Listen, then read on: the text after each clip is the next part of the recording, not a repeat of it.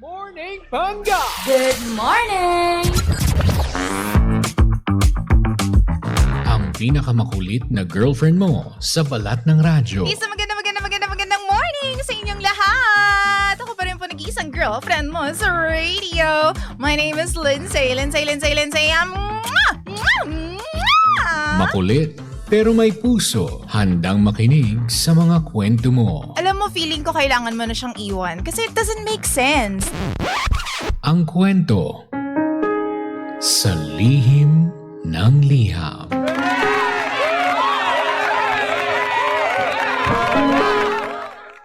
Mahal kong Lindsay. Ako nga po pala si Charlene ng Bulacan.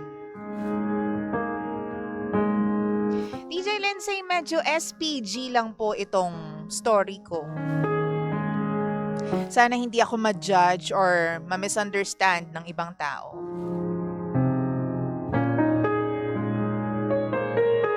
DJ Lindsay, paano kung okay naman lahat sa inyo ng boyfriend mo?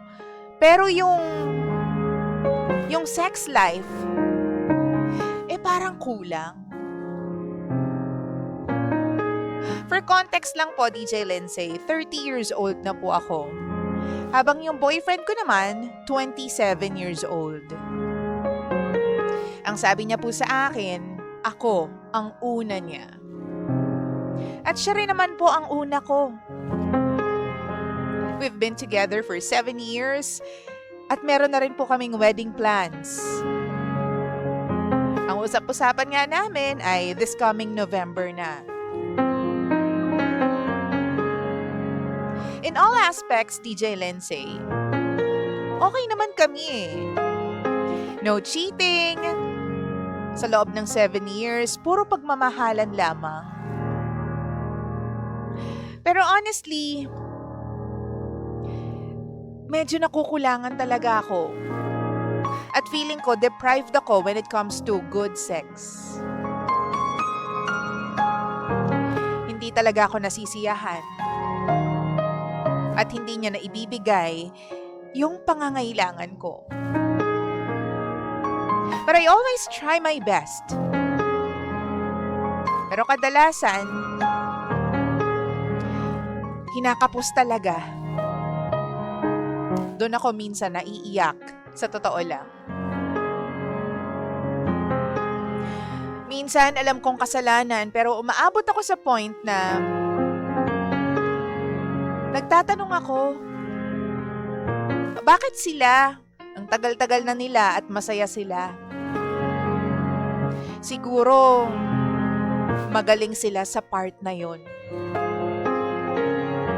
Siguro yung boyfriend nila na ibibigay yung pangangailangan nila. Alam mo yung tipong siguro dream boyfriend sila kaya ganun. Magaling sa kama, mapagmahal. Kaya mukhang masaya yung mga ibang girlfriend. Ako kasi mahal ko lang at mahal din ako. Pero again, sa part na yun, olats, kulang, talo.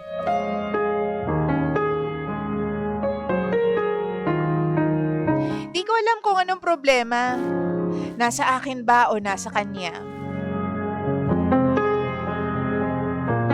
Di ko alam kung kailangan kong sabihin sa kanya o kimkimin na lang. Ayoko rin kasing matapakan yung pagkalalaki niya. Sa loob po ng 7 years, DJ Lindsay, never ko itong masyadong pinansin. Pero ngayon, napapalapit na yung kasal namin. Feeling ko kailangan ko tong i-address. Okay lang ba to? Sa tingin nyo ba magiging problema to in the future? Sa mga naka-experience na po ng ganito, o di kaya naman nakalampas na, paano nyo hinarap? Share naman dyan, oh. Maraming salamat po.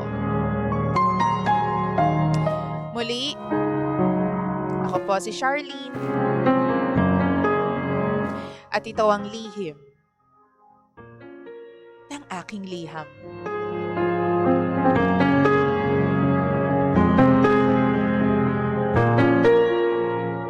Lihim ng liham.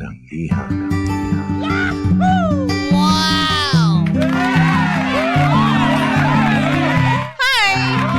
Oras natin sa Bangkaplongan. Check your time, 12 Cam Bots. Makaraan po ang alas 9 ng nagmamagandang umaga. 9:12, make that 9:13 on the clock. Ako pa rin po nag-iisang girlfriend mo sa radio. My name is Lindsay. Lindsay. At ikaw pa rin po ay nakikinig sa estasyon na same, pero iba. Bangga, we are number 106.7 Energy FM. Okay, Bangga, wag mo sabihin radyo. Sabihin mo, Energy! Chararot? Charlene. Si Charlene alam mo na kung anong problema niya. Tinamaan si ate, nakakaloka. Problema mo rin ba yan, ate? Feeling ko, hindi sa mga kakapasok pa lang po. By the way, we are live on Facebook, facebook.com/energyfm1067. O, kung may time ka, pasok ka lang dyan. Mga ate ko, mga kuya ko, mga Mima ko, halika na, pasok ka na dito, facebook.com/energyfm1067, ha? Tapos, i-share mo sa akin kung anong thoughts mo about the problem. Sa mga hindi po nakakita o hindi po nakarinig ng maayos, ang problema po ni Charlene or Char, kasi Char yung nasa dulo na pangalan, mahal ko. Yun daw kanilang Chorva life, hindi as exciting as some people's Chorva life. Wow! Kumbaga parang nakukulangan siya, parang yun na yun. Okay.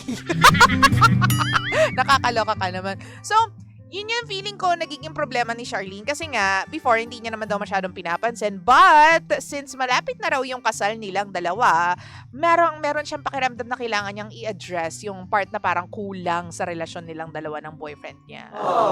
So, ikaw ba? Paano mo daw ba na-handle? Have you been in this kind of situationship? Or hindi? Or meron ka bang kakilala na nasa gantong sitwasyon? Kasi gusto niya ng advice from us. Wow! Hello muna sa mga kapitbahay ko na nag-aalaga ng aking Junak. Diba? I love Energy FM. Ay, nako, nakakaloka. Hello naman po sa mga bangga natin na may jowa tapos yan yung problema o di kaya naman currently, nandyan sila sa sitwasyon nila. I-share nyo naman sa amin para makatulong po kay Charlene, okay? Puntahan mo lang kami sa Facebook, facebook.com/energyfm1067. Hello kay Ate Elizabeth, kay Lucy, kay Grace, kay, sino pa to? Ayan, hello po sa inyong lahat dyan. No? Sabi dito, respeto lang naman ang pinapakita ng boyfriend mo sa'yo. Swerte ka nga at taas ng paggalang sa'yo. Sabi ni Grace Lasal.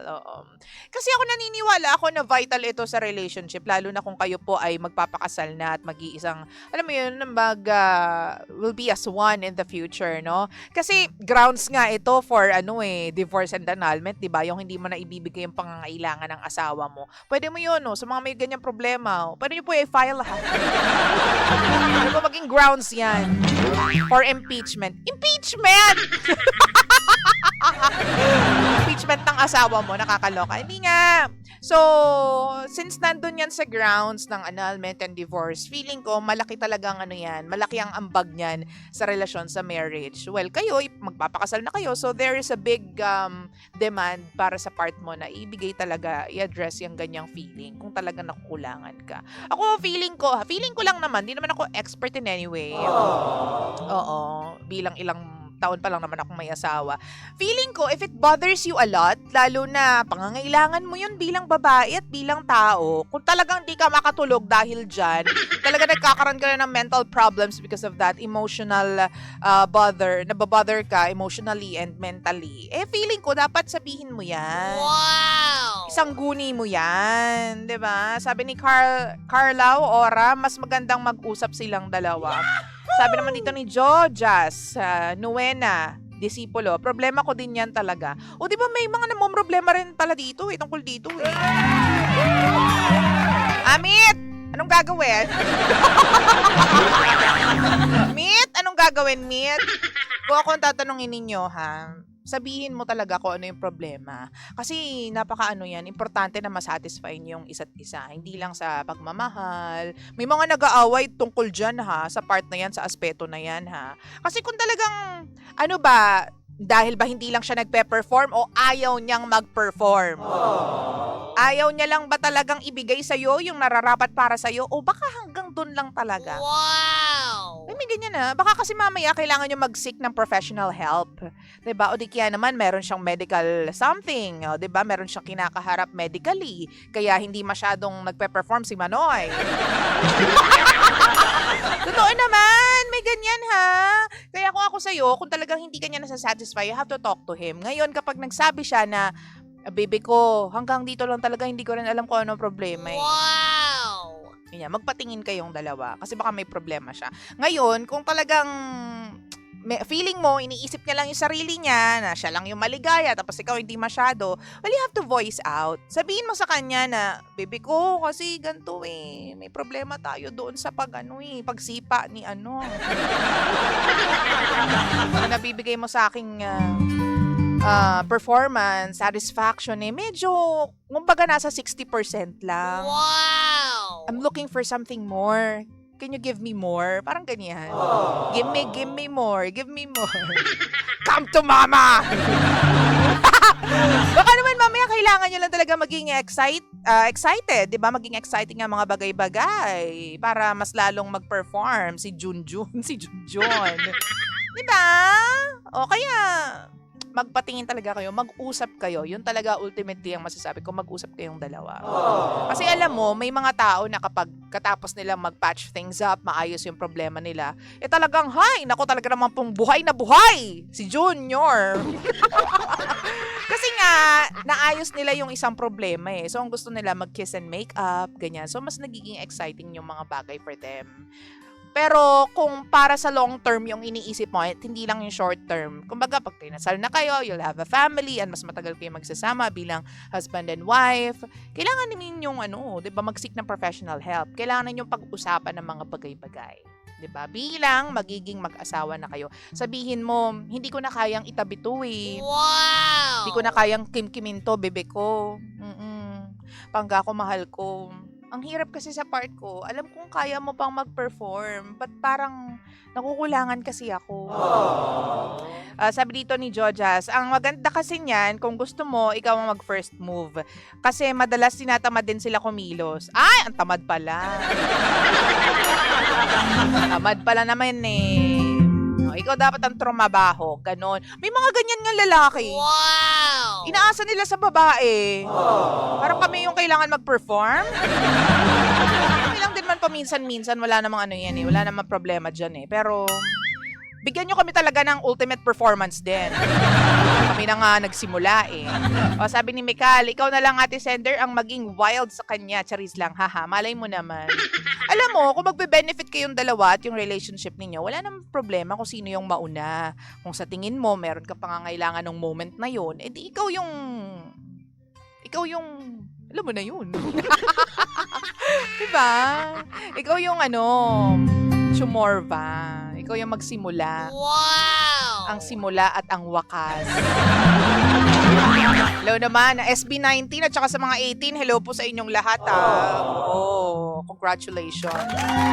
For a very successful concert. Kick-off concert yan. Sabi ni Roy Pichay, good morning po, watching po ako. Hello naman sa'yo. Sabi ni Christian Gimpes, i-open up mo sa partner mo yan. Huwag mo kami tanungin, kasama mo na sa bahay, di mo pa tinatanong. Ang taray naman ito, grabe ka naman. Kasi may mga bagay na uncomfortable itanong sa partner. Pero alam mo, that's one point ha. Thank you kay Christian Gimpes sa pagtataray niya. Minsan kasi may mga bagay kang uncomfortable itanong sa partner mo just because hindi mo nga matanggap.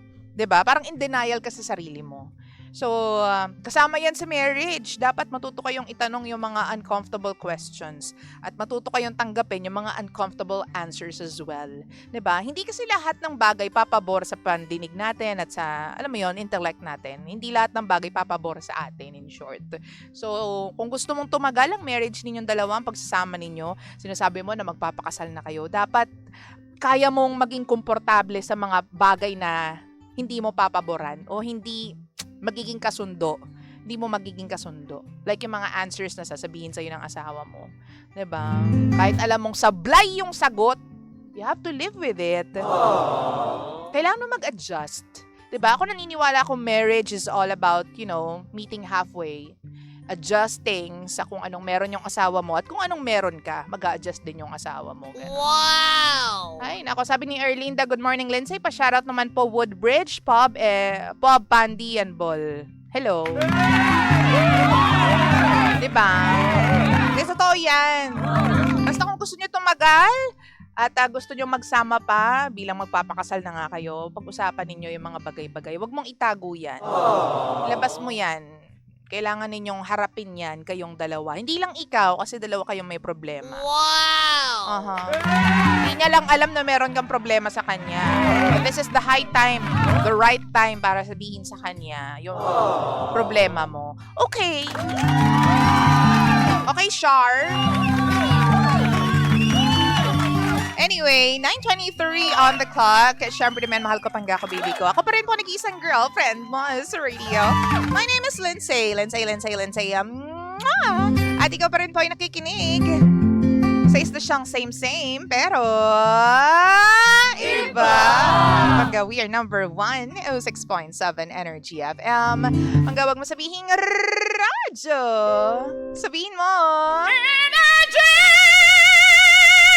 Moira De La Torre with the song Anong Nangyari sa Ating Dalawa. Wow! Dito ka lang, tayo pa rin po ang 106.7 Energy FM. Energy.